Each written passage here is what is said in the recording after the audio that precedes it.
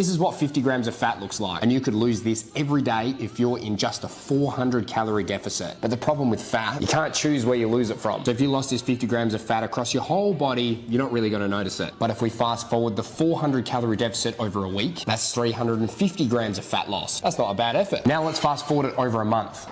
That's almost 1.5 kilos worth. And getting rid of this much is going to make a huge difference to how you look.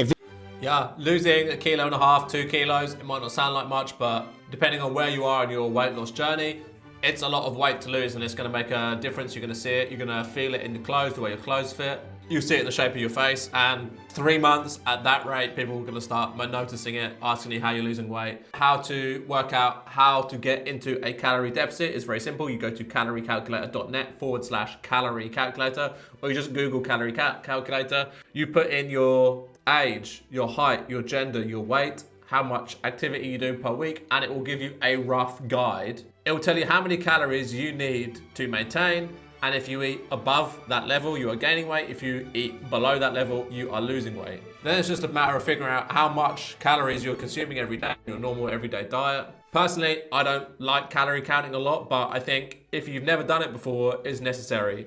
Maybe for like a month or 2 months, just so you can get an idea of how much is in like the kind of food that you're eating. Because a lot of people don't know. If you've never done this kind of research before, if you've never been on this journey before, you just have no idea. And I think a lot of people are shocked at like how many calories over they're eating. Like some of the most inauspicious foods have tons and tons of calories in it, and you'll be massively shocked. So yeah, that's where I would start. I would work out my maintenance level, and then start tracking calories, seeing if you're going like massively over, seeing if you're going massively under. Then it's just a matter of making small daily choices. Me personally, when I want to lose some weight, I don't go like crazy all out. I implement it over a space of like a few weeks. I start making daily little choices every day, cutting out small things, slowly reducing my portion size until I've got to a point where I'm consistently losing weight, rather than like, having like a falling off the edge of a cliff, because that's where you kind of, you go into shock and you're just not ready for it. So, and it takes time. It takes time to get to the right level of working out how much you need to eat to stay in that calorie deficit. The scales don't move instantly on the first day or the first week, sometimes not even the first month. So it takes some experimenting, it takes patience, it takes consistency, it takes hard work.